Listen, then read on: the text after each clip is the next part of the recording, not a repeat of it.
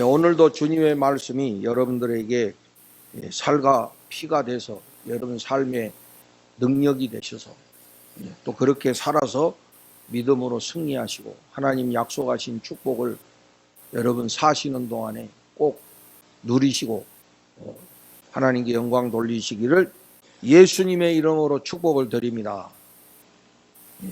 오늘은 이제 로마서 8장을 우리가 읽었는데 로마서에서도 이 중요한 부분이죠. 우리가 지난 주에는 5장의 말씀, 5장 첫 부분의 말씀을 읽었잖아요. 이 굉장히 중요한 말씀입니다. 우리 한번 다시 5장 1절로 한번 돌아가 봅시다. 우리 한번 다 같이 한번 읽어봅시다. 5장 1절을 다 같이 시작. 그러므로 우리가 믿음으로 의롭다 하심을 받았으니 우리 주 예수 그리스도로 말미암아 하나님과 화평을 누리자. 아멘. 화평을 누리자. 신앙생활은 누리는 거예요. 제가 가끔 예화로 드는 이야기가 옛날에 우리 한국 전쟁 당시에 미군들이 이렇게 이제 와서 도와줬잖아요. 이게 미군 트럭이 이렇게 시골길을 가는데 웬 시골 할머니가 무거운 짐을 지고 그 더운 날 길을 걸어가시는 거예요. 그래서 이들이 그 할머니를 트럭 뒤에 태워드렸습니다. 이 할머니가 트럭 뒤에 탔는데 트럭에 앉아가지고도 계속 그 머리에 짐을 계속 이고 가는 거야. 그래서 옆에 있는 사람들이 아니 할머니 이왕 차에 타셨으면 그 무거운 짐도 좀 내려놓으세요. 이렇게 하니까 그 할머니가 이야기하기를 아이고 태워준 것만도 감사한데 어떻게 이 무거운 짐까지 내려놓겠냐고 말이지. 그랬다는 이야기가 있잖아요. 마찬가지로 예수님이 저와 여러분을 구원해 주셨잖아요. 그럼 무거운 짐도 내려놔야 돼요, 안 내려놔야 돼요? 내려놔야지. 여전히 구원 받아놓고도 여전히 무거운 짐을 머리에 지고 낑낑대고 있으니까 얼마나 안타깝습니까? 여러분 구원은 하나님의 축복이기 때문에 우리가 누려야 되는 거예요. 지난주에도 제가 말씀드렸지만 교회는 구원 받으러 오는 것이 아니라 구원 받은 사람이 모인 공동체가 교회다 이 말이에요. 여러분들은 이미 복음을 듣고 믿었기 때문에 구원받은 하나님의 자녀라는 사실을 잊지 말아야 되는 거예요. 그런데 우리가 어떻게 구원을 받았다고요? 믿음으로. 로마서의 강조점이 그거예요. 믿음으로 우리가 구원을 받았다. 다른 말로 믿음으로 의롭다 하심을 받았다. 원래 우리는 의인이 아니죠. 원래 죄인이죠. 우리는 죄인일 수밖에 없는데 예수님께서 우리 대신 그 죄를 담당해 주셔가지고 하나님이 우리의 대변자 되시는 예수님의 그 헌신을 보시고 우리를 향하여 너는 이제부터 죄인이 아니고 의롭다고 선언해 주신 것이다 이거야. 근데 우리가 한 거는 뭐예요? 우리가 무슨 죄값을 치렀습니까? 우리가 무슨 죄에 대한 무슨 처벌을 받았습니까? 예수님이 다 대신하신 거 아니에요. 우리가 한 거는 뭡니까? 믿은 거죠. 할렐루야. 그걸 믿은 거야. 믿음으로 우리는 하나님께 의롭다함을 받았다 이 말이에요. 그런데 이 하나님께 의롭다함을 받았다는 것은 또 다른 의미에서 보면은 무슨 말씀이냐면 이제부터 이제 우리는 하나님과 올바른 관계가 됐다 이거예요. 이전에는 하나님과 올바른 관계가 아니었어요. 하나님과 관계가 깨졌어요. 끊어졌어요. 왜? 죄인이기 때문에. 죄는 하나님과 우리를 단절시키는 것이거든요. 여러분 우리가 죄 가운데 있으면 하나님과 교제가 안 돼요. 여러분 부부간에도 누군가 하나 죄를 졌으면 부부관계가 치밀해질 수가 없어. 그게 큰 것이든 작은 것이든 마음에 뭔가 걸리는 죄가 있으면 관계가 원활할 수가 없는 거예요. 서먹해지고 피하고 거짓말하고 이렇게 돼 있는 거예요. 그게 한 번, 두 번, 세 번 하다가 이제 깨지게 되는 거예요. 뭐 우리 신앙생활, 교회생활도 그러잖아요. 우리가 뭔가 서로의 관계 속에 불신이 들고 뭔가 거기에 의심이 들고 오해가 생기면 관계가 틀어지기 시작하잖아요. 하나님과의 관계도 마찬가지예요. 하나님과의 관계도 죄가 들어오기 시작하면 하나님과 관계가 이제 깨어지기 시작하는. 아담과 하와가 하나님 말씀에 불순종해가지고 어떻게 했습니까? 숨었잖아. 하나님께로부터 숨었잖아요. 그러니까 죄가 들어오면 그렇게 서먹해지는 거예요. 그래서 우리가 예수 믿기 이전에는 죄인이었기 때문에 그 죄 때문에 하나님과 관계가 올바르지 않았다 이거예요. 그런데 예수님의 그 십자가의 사랑으로 인해 가지고 하나님께서 우리에게 관계를 맺게 해주셨다. 하나님이 우리와 관계를 맺어주신 거예요. 우리 그 돌아온 탕자 이야기를 생각해 보십시오. 그 아들이 밖에 나가서 자기 하고 싶은 대로 다 방탕하고 살았다. 그 이제는 다 모든 것을 잃고 이제 저 먼 곳에서 거지로 그렇게 살아갈 수밖에 없었다. 그런데 그가 마음속에 내가 차라리 여기서 이렇게 비참하게 사느니 내가 우리 아버지 집에 가서 아들이라고 감히 말은 못하겠고 차라리 우리 집에 가서 내가 종으로라도 살겠단 말이지. 이런 마음이 들어서 아버지 집에 다시 돌아오지 않습니까? 그 아들이 돌아왔을 때 아버지가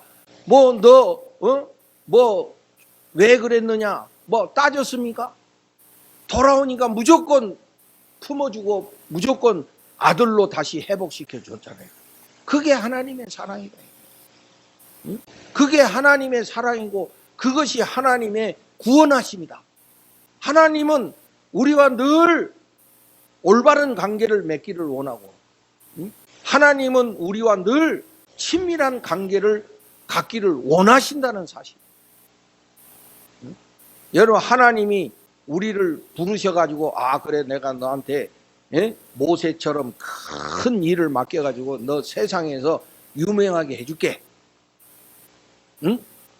이렇게 부르신 게 아니고 그거는 나중 일이고 하나님이 우리를 부르시는 거는 하나님과 친밀한 관계를 누리기를 원해서 부르신 거다. 응? 그 여러분 자꾸 하나님 앞에 우리가 그런 마음으로 나아가야지. 여러분 우리가 사랑하는 가족들이 같이 있으면 좋잖아요. 거기에 무슨 조건이 생기고 거기에 무슨 뭔가 다른 것이 생기면 불편해지기 시작하잖아요. 그냥 같이 있는 게 좋은 거야 그냥.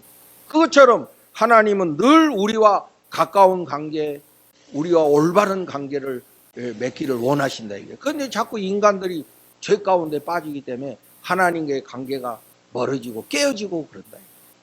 그러나 그럼에도 불구하고 하나님은 어떻게든지 우리와 관계를 회복하기를 원하시고 우리와 온전한 관계, 더욱더 친밀한 관계를 이루시기를 원하신다.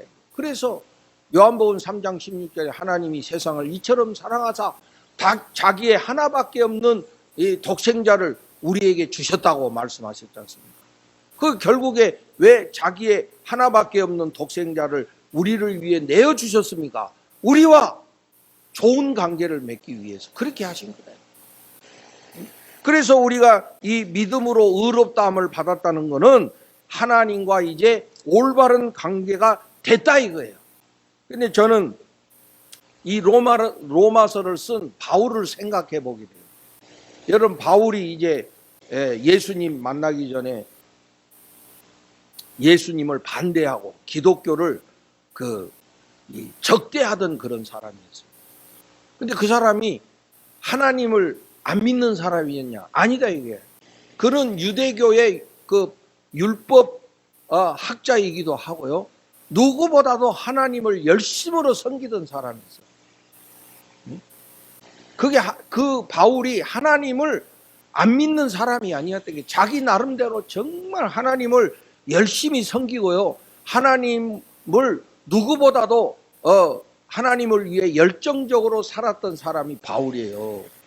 왜 그러냐면 바울이 원래 터키의 다소라는 곳에서 태어났는데 부모님은 유대인이고, 그러나 이제 터키에서 태어났지만 그가 이제 유대인의 피를 물려받았기 때문에 유대인들은 어릴 때부터 율법을 배우거든요. 어릴 때부터 율법을 배운다. 그래서 그 율법을 읽으면서 하나님을 알게 되고 하나님을 사랑하는 것을 배운 사람입니다. 그래서 이 바울이 그 율법을 연구하는 것을 좋아해가지고 이 사람이 어릴 때부터 예루살렘에 와서 율법을 공부한 사람이다. 오늘날로 말하면은 신학을 공부한 사람이다. 그것도 뭐 적당하게 한 것이 아니라 정말 그 당시에 최고의 율법의 권위자, 율법학자 중에서도 최고의 권위자인 가말리알의 그 문화생으로 들어가가지고 그 밑에서 율법을 열심히 공부하던 사람이다. 그런 사람이 이 기독교라는 이단에 대해서, 그 당시 유대교가 기독교를 이단처럼 생각했기 때문에 그들을 처결하는 일에 앞장섰던 거예요. 그러니까 그런 바울이 자기도 어릴 때부터 그 성장하면서까지 하나님을 믿는 사람으로서 어떻게 하면 하나님과 올바른 관계를 맺어볼까? 어떻게 하면 하나님과 더욱더 친밀한 관계를 가져볼까? 얼마나 사모했겠습니까? 누구보다도 내가 어떻게 해야 하나님과 좀 더 친밀한 관계를 누릴 수 있는가? 여러분, 우리가 마음의 평안은요, 우리의 노력으로 안 되는 거예요. 내가 이제 오늘부터 마음을 좀 평안히 해야지.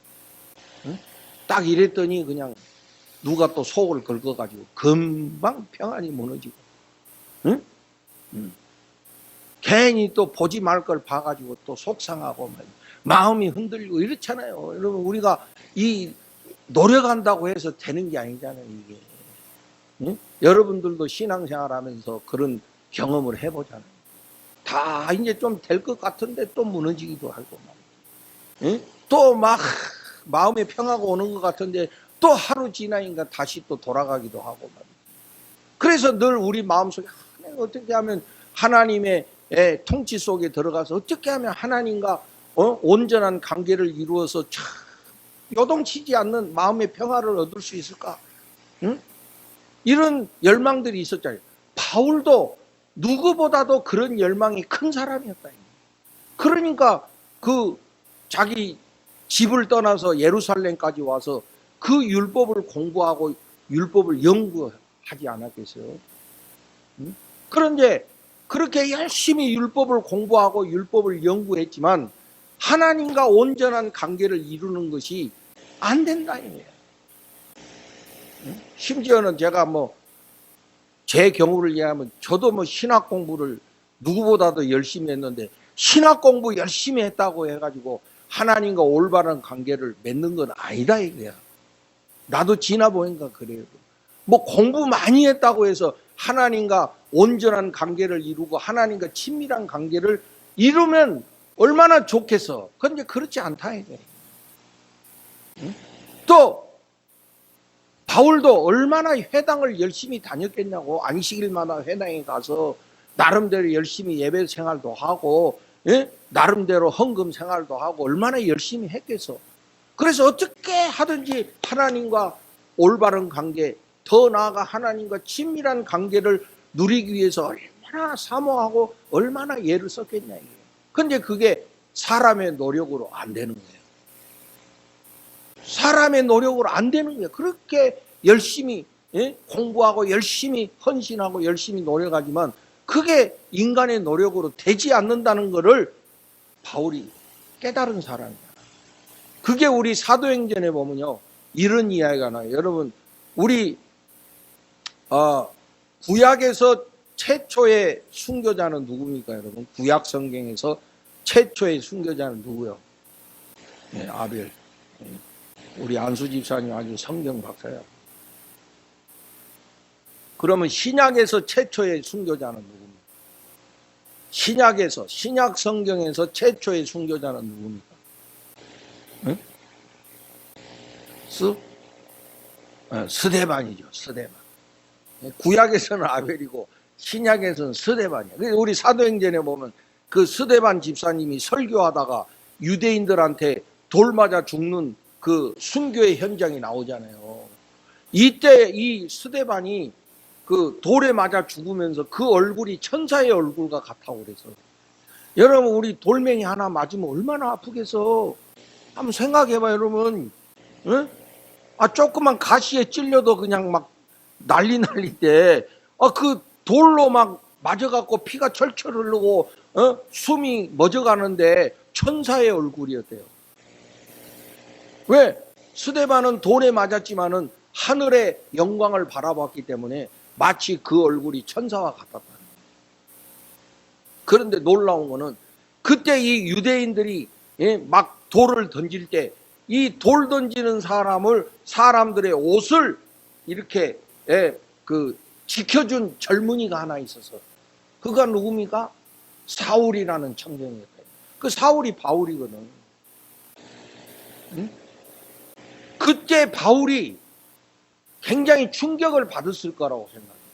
자기는 평생 율법 공부하고 율법 연구하고 열심히 회당 다니고 열심히 나름대로 종교 생활을 했는데 어찌 못했는데, 이 스데반은 돌에 맞아 죽으면서도 얼굴이 천사와 같은 거야. 야, 저 사람은 도대체 어떻게 해서 저렇게 천사의 얼굴 같은 평안을 가질까? 응? 엄청난 도전이 됐을 거라. 또 여러분 우리 18세기의 웨슬레라고 하는 그런 훌륭한 신학자, 특별히 우리 성결교는 그 웨슬레의 신학적인 노선을 따르는데, 이 웨슬레가 이분도 공부를 열심히 해서 영국의 옥스퍼드 대학을 나오고 목사가 됐어, 젊은 날. 그래서 그가 목사가 돼서 제일 먼저 간 데가 그때 이제 그 아메리카 신대륙이 그 아주 허벌판일 때 거기에 선교사로 갔거든. 근데 이 웨슬레가 미국의 그 신대륙의 선교사로 가가지고 실패를 해요. 젊은 날 목사가 돼서 그 신대륙에 선교사로 갔는데 실패했다고. 그래서 실패해가지고 다시 영국으로 돌아오는데, 그 당시는 뭡니까? 다 배 타고 이동하는 거 아니에요? 근데 그가 탄 배가 말이죠, 풍랑을 만났어. 그래가지고 막 배가 그 위기에 처해져 있었거든요. 그 웨슬레가 겁이 나가지고 막 두려움에 사로잡혀가지고 어쩔 줄을 모르고 있는데, 그 배 안에 모라비안 교도들 몇 명이 있었어요. 우리 그 교회사를 공부하면 그런 모라비아 교단이라고 하는 그런 종교 단체가 있는데, 이들은 굉장히 성령을 사모하고 그런 신비적인 거를 사모하는 이런 신앙인들이다. 그 모라비안 교도들이 그 풍랑 속에 배가 엎어질 것 같은 그런 위기 속에서도 그들이 손을 잡고 찬송을 부르면서 아주 평안한 얼굴로 있는 거예요. 이 웨슬레가 거기에 도전해서 자기는 신학 공부를 하고 목사가 돼서 선교사까지 됐지만은 그런 마음의 평화를 이때까지 한 번도 누려본 적이 없다 이거야.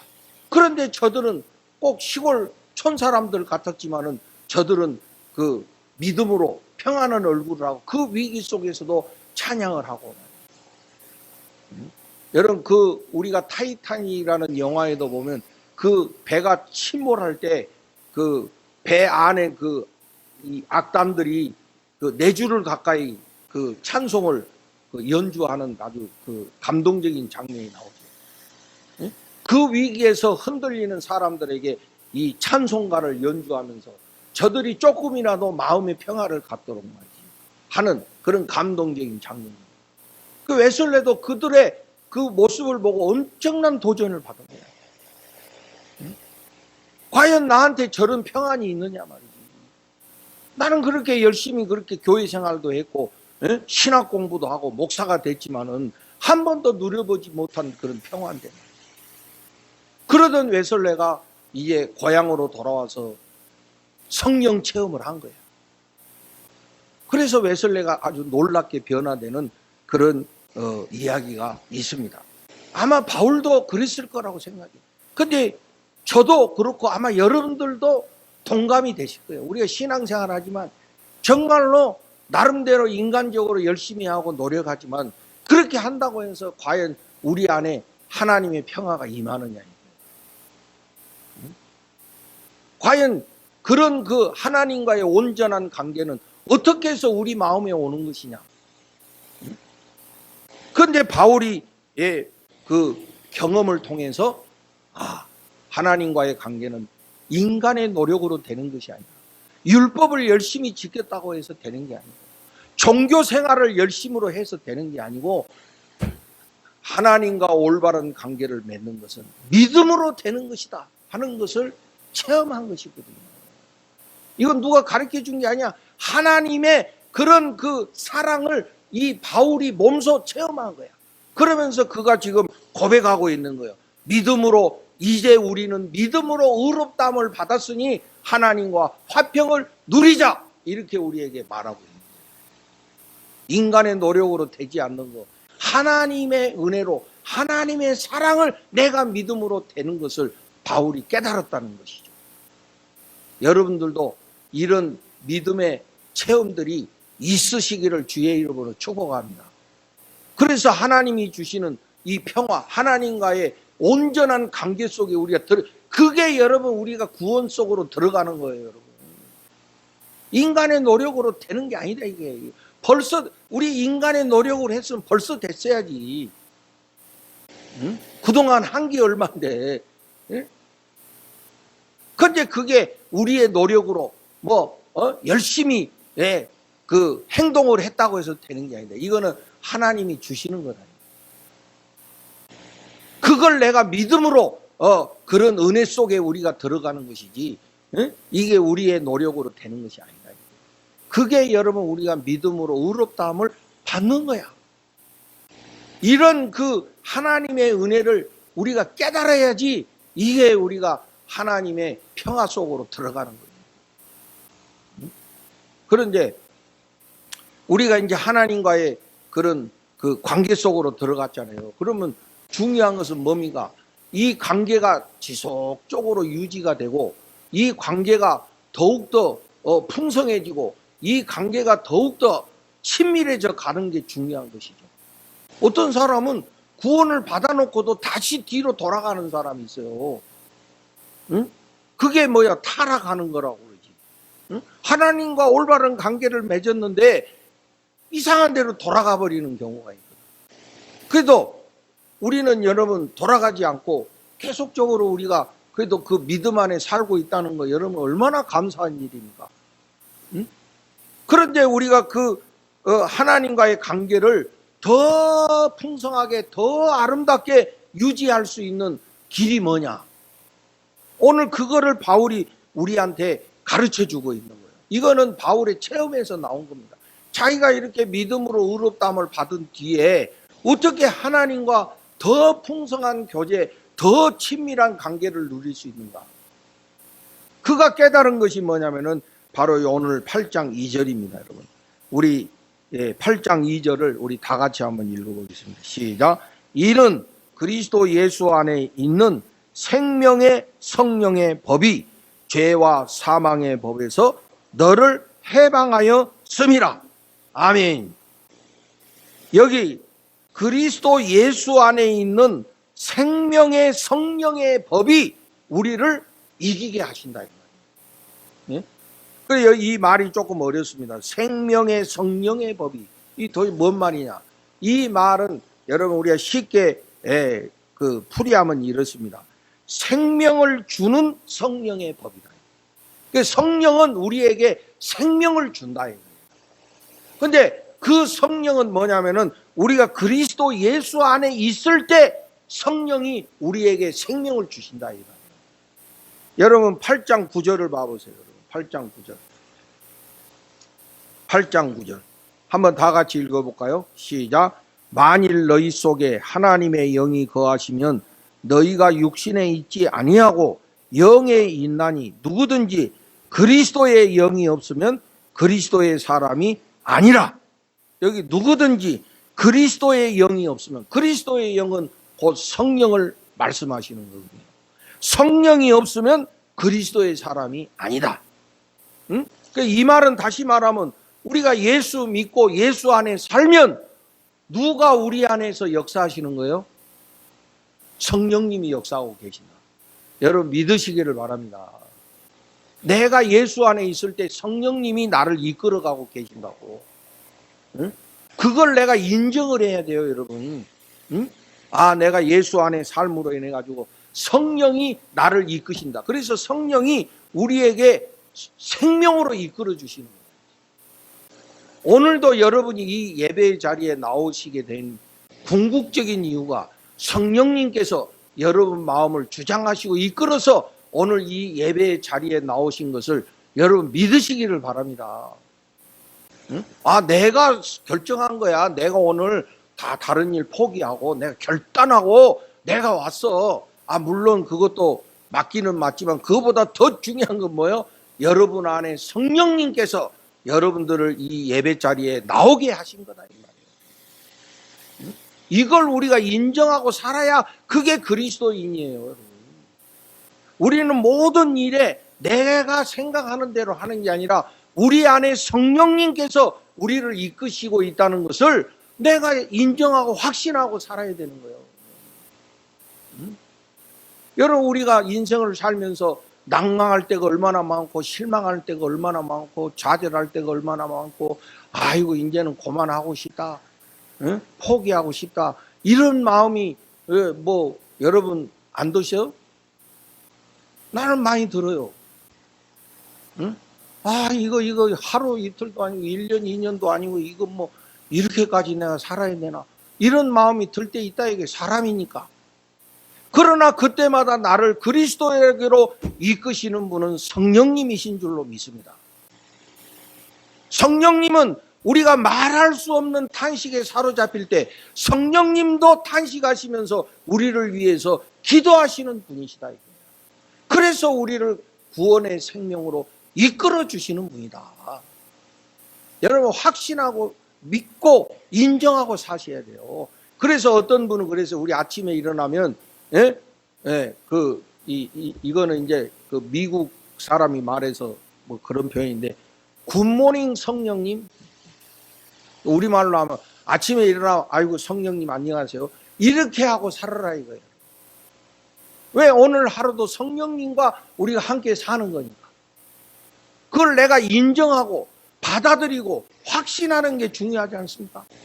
응? 지금 성령님이 역사하고 계시는데도 내가 인정을 못하고 받아들이지를 못하고 여전히 내 의지로 산다고 그러면은 그게 바로 육신의 생각이고 육신으로 사는 거 아니에요, 여러분.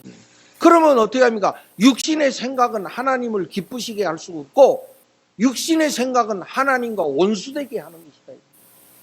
그러나 내가 성령을 인정하고 성령을 따르는 것 바로 이게 영의 생각을 쫓아 사는 사람이요 영을 따르는 사람이다. 그럴 때 우리 안에 그리스도의 생명이 충만하게 이루어진다는 것을 바울이 경험했고 그 경험을 지금 이 편지에서 우리에게 말씀하고 있는 것입니다. 예수 믿기 전에는 우리가 인간의 의지로 살았지만 이제 우리가 구원받고 하나님과의 관계 속에 들어간 사람들은 자기의 의지로 사는 게 아니라 성령을 따라 사는 것이다. 여러분 한번 따라서 해봐요. 성령을 따르자. 이게 그리스도인의 삶이에요. 여전히 아까 그 할머니처럼 여전히 무거운 짐 지고 여러분이 애써서 잘해보려고 여러분들의 의지로 이게 육신의 생각이라니까. 그러니까 나중에 가서 자기 의만 자랑하는 거예요. 내가 이렇게 했고 내가 이만큼 했는데 이게 자기 의를 자랑하게 되는 거예요. 응? 거기에는 여러분 허망한 것밖에 없어. 내가 이만큼 했는데 응? 거기에는 허탈밖에 없다고. 허망한 것밖에 없어요. 허무한 것밖에 없어 거기는. 그러나 내가 성령을 따라 살면 내가 한 게 아니라 누가 하신 거예요? 성령님이 하신 거다 이거야. 그러니까 감사와 감격이 있을 뿐이에요. 그리스도인은 그렇게 사는 거예요. 아직도 여러분 우리가 구원받아 놓고 율법적인 육신적인 생각을 갖고 자기의 의지대로만 하려고 애쓴다면은 이거 여러분 참 안타까운 일이 아닐 수가 없다. 하나님은 이제 너희가 나하고 관계를 맺으시고 기쁨으로 함께 축복을 나누고 함께 즐기자, 함께 누리자 이렇게 하시는데 여전히 우리는 무거운 짐을 지고 여전히 내 의지를 가지고 육신의 생각대로 살라고 하니까 얼마나 안타깝겠냐. 저도 과거에 이렇게 보니까 제가 이제 목사지만 아까 웨슬리 이야기를 했지만 목사가 돼서 여러분 내 마음의 확신과 마음의 평안에 이르는 거 아니거든 그게. 내가 지나 보니까 그래 여러분. 응? 그래서 저도 목사지만은 정말 하나님 안에서 그런 평화를 누려보려고 저도 나름대로 예를 많이 써서 그 젊은 날 금식 기도도 많이 하고 맨날 그 추운 날 그 우리 신흥동 강단에 혼자 올라가 가지고 밤도 새우고 하루 이틀도 아니고 수 없는 시간 그렇게 해봤다 이거죠. 물론 그게 헛된 시간이라고 말하는 건 아니에요 여러분. 그것도 나에게 물론 신앙의 훈련이 되고 경건의 훈련이 된 거는 분명한 사실이지만 그런 거 했다고 해가지고 우리가 하나님과의 평화 속으로 들어가는 건 아니다 이거지. 정말 하나님의 사랑과 하나님의 은혜에 대한 이런 믿음이 없이는 안 된다는 것이지. 우리가 사모하면 하나님 반드시 은혜를 주시고 우리가 간절히 구하면 하나님은 반드시 주시는 하나님이신 줄로 믿습니다. 그래서 우리가 늘 그 은혜를 사모해야 돼. 자꾸 육신의 생각대로 살라고 하면 안 돼. 자꾸 육신의 의지로 뭘 해보려고 하면 안 된다고. 지금 내 안에 성령이 역사하시는데 그분의 인도를 인정하고 확신하고 따라가야지. 자꾸 반대쪽으로 육신의 생각으로 쫓아가면 어떻게 합니까? 오늘 여기 말씀에도 보면 육신의 생각은 하나님과 원수가 된 7절에 보면 육신의 생각은 하나님과 원수가 되나니 이는 하나님의 법에 굴복하지 아니할 뿐 아니라 할 수도 없음이라. 되지도 않는다 이거예요. 바울도 그렇게 육신적으로 노력하고 애썼지만 안 됐다 이거야. 그러나 하나님의 은혜를 체험하고서는 그 하나님의 은혜가 자기 마음속에 이루어졌다 이 소리야. 성령으로 살아야 됩니다. 이제 우리는 율법을 쫓아 사는 사람이 아니라 성령의 법을 쫓아 사는 사람. 여러분 꼭 잊지 마시기를 바라요. 매일 그렇게 고백하고 인정하시. 나는 내 안에 성령이 살고 계신다. 성령이 나를 이끌고 계신다. 성령님이 나를 지금 그리스도의 생명으로 이끌고 계시다는 것을 늘 인정하고 확신하고 사셔야 돼요. 그렇게 살다 보면 우리 안에 그리스도의 생명으로 충만케 되고 세상이 주지 않는 하나님의 평화가 우리 안에 임할 줄로 믿습니다. 그럼 어떤 우리가 불안과 위기를 닥쳐도 흔들리지 않고 하나님을 온전히 신뢰하는 믿음으로 승리하게 될 줄로 믿습니다.